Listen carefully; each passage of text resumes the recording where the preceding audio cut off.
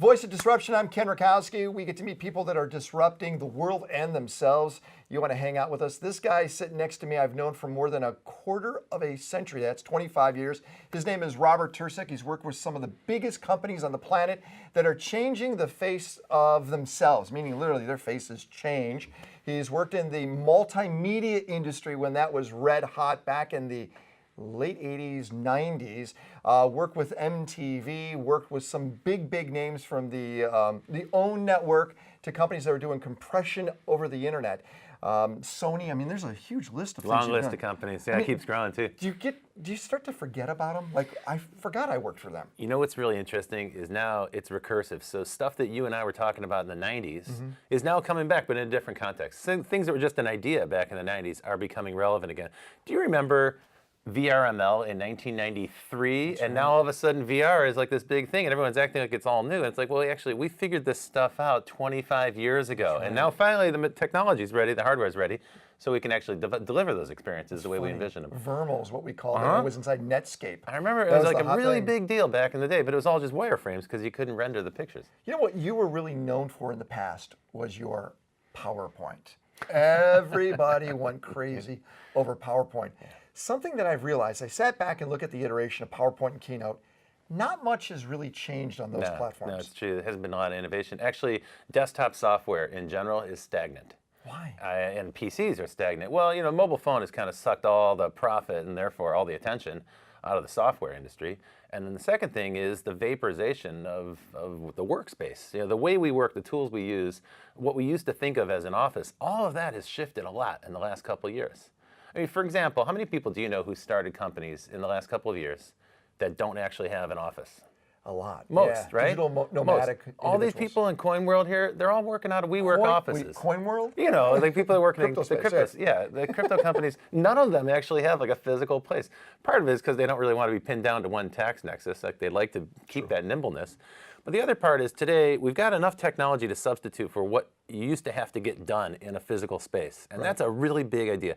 Placeless innovation is a big idea. So the irony is you wrote a book which is not vaporized. It's actually an asset, an entity you can touch. It's true. Right? It's Vaporized true. is It's all about dematerialization, and it's a physical book that weighs a pound. Yeah, but the irony is you wrote this a few years ago, which is completely relevant today. Exactly. A couple years ago, I thought it was almost too late to write the book. But what's happened is in the last couple of years, it's really expanded and really grown. The idea has really grabbed hold. Here's a couple examples so people understand what we're talking about. I mean, first thing is every time you use your smartphone, you're vaporizing something. So every time you pick up your smartphone, every app on your phone represents something that used to be sold as a physical product. The camera on your phone used to be a digital camera. Nobody buys those anymore. Their sales have plummeted. GPS units used to be something you had to buy for your car. You don't use it. So just about every app on your phone used to be sold as a physical product. And that means those industries, not only have they been devastated, but the entire supply chain for those industries. You know, imagine all that electronic stuff was built typically in Asia someplace. That factory doesn't make those things anymore. Those containers aren't being filled with those products. Those ports and those ships aren't being filled up with that stuff. So that entire physical supply chain is getting vaporized, replaced by software. But that's just the consumer side of it. Then you think about retail. Every company now is shifting over. By now, omni-channel is the way everybody sells everything. So every company is an e-commerce company. The distinction of like being an e-commerce company or brick and mortar, that's been eradicated. Every company now has all of their growth, and all the growth for the last 10 or 20 years has come from e-commerce. So the idea of going to a store, going to a mall, that's becoming kind of an antiquated idea. In the back office of companies, even small companies now can replace entire parts of their operation with software. So think of something like Sage Networks, which isn't well known in the US, but it's software that's very popular outside the US. It launched in Europe. It's a British company. They help small businesses compete with big companies, and they do that by vaporizing or software automation for bookkeeping, accounting, and that kind of thing. So that function in your business can be replaced by software. But now they've turned it into a platform. So you can also bolt in CRM, you can automate your marketing, you can put inventory management into that system. So a whole bunch of job functions that used to have to be a person with a clipboard, sitting at a computer, sitting at a desktop, all of that's been replaced by software. Great progressive thinking where things are going, but how about the Luddites that are out there that can't accept it? Let me go back to what you said earlier. E-commerce, but malls. A mall hasn't been built in the United States since 2006. Wow. So what happens with all of this legacy structures that are sitting out there?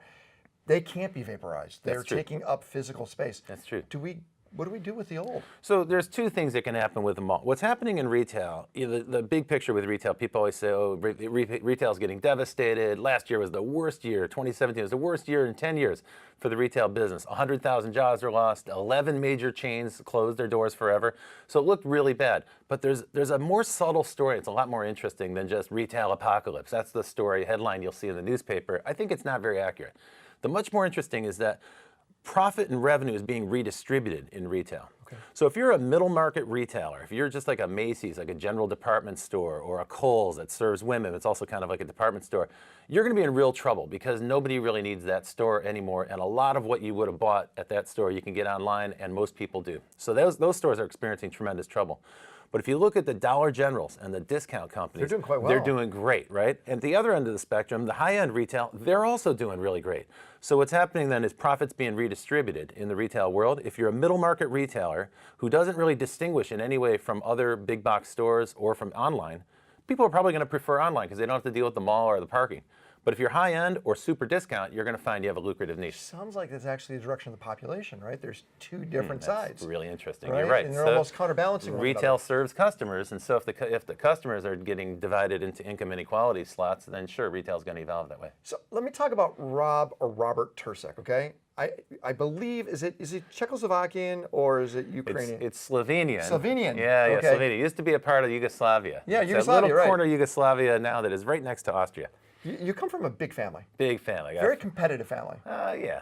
No, Yeah. but I'm wondering if that competition has allowed you as a family to actually create industries because of the competition. Was competition good in your family? It seems like it. I mean, we have good coping mechanisms. All my brothers have been successful in different fields, and we all stay in touch, and we're all friendly. So it's not competitive in any kind of way that would make it awkward to be together. What I'm saying, in a competitive way where, hey, Robert's doing this, I got to do something just as good or equal, and it created a positive competitive environment. Yeah, I give you confidence too. So the thing about hanging out with high-achieving people, whether they're your family or your friends, is that it kind of raises your game. Right. Also, you're not going to hang out with high-achieving people if you aren't high-achieving yourself because you're going to feel inadequate. So everybody finds their own level, but I prefer to spend my time with people who are accomplishing stuff, particularly people who are creating stuff, because it makes you sort of get inspired and you feel more confident that you can do it because you know people who are already doing these things. You're very fortunate to be born in a family of doers. Yeah, sure. So in order for our country and other countries that are losing a lot of this legacy business,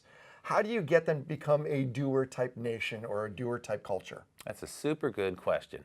So there are countries that I think are going to be in serious jeopardy in the very near future because they don't have a culture, not just a culture of innovation, but a culture of entrepreneurship.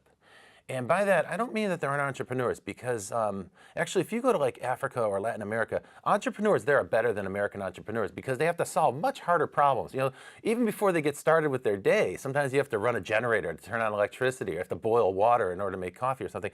Like your problems that you and I wouldn't even think of because we don't have to deal. We take it for granted. They're accomplishing those every single day. So things where we just say, oh, we'll launch an e-commerce company, we'll drop ship the packages. They might not have a postal or delivery system, so they have to solve that whole system if they're going to do entrepreneurship in those countries. So I think there's entrepreneurial talent everywhere, but some countries are set up to support that, and some countries are not set up to support that.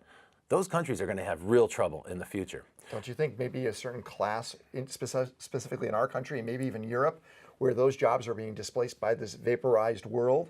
How do you upgrade them? How do you take them to the next level? You got to keep upgrading your skill set. So this is true for everybody, for you, for me, for anyone who's watching this, for anybody in any country in the world. The number one message is it's a story of lifelong learning, continuous improvement of your skills. You and I get that. Yeah. But isn't there a subset of the culture that almost are waiting for them to be taken? Brother, I grew up in Cleveland, Ohio, and it was like a working class neighborhood, and people worked at the General Motors plant, and they figured they had a job for life. And when those jobs got wiped out, those people were pissed off. They were angry because they were like, why should I have to learn a new skill? I already learned a skill, and I had the job, and I was doing fine.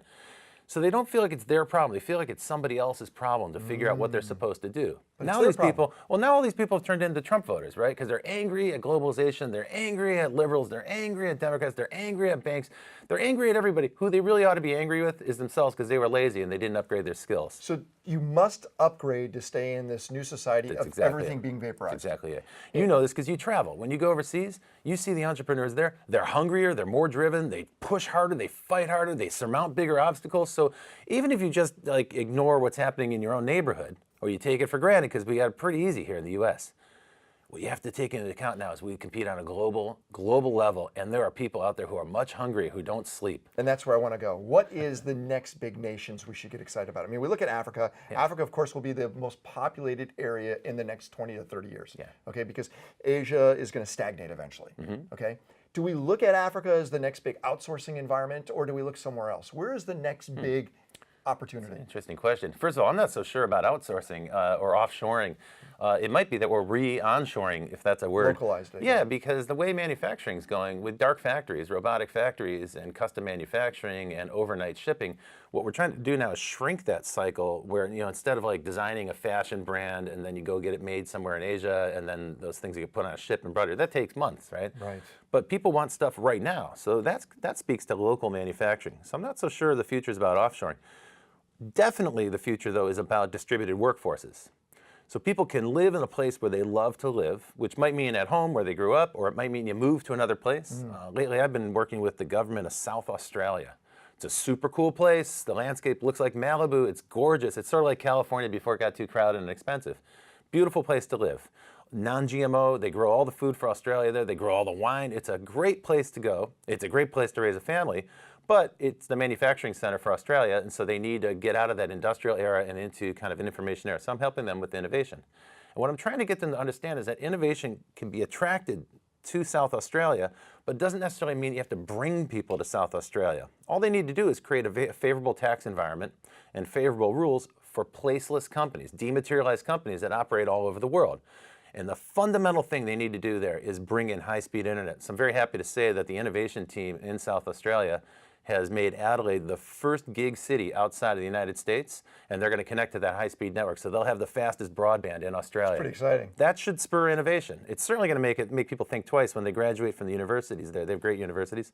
Maybe they'll stick around and launch a business there because they'll have fast broadband. Well, not just great universities, medical facilities, and all that. They've really put a lot down there. People want to find out more about you. Where do they go?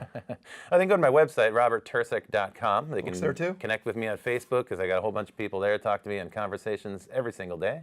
And of course, yes, let's pitch the book, Vaporized. Buy it on Amazon, get it on your Kindle, get it on Apple Books. Robert Tercek, thanks a lot for hanging out with us on Voice of Disruption. Great to see you. Got a lot more coming. Stick with us, Voice of Disruption. We'll be right back.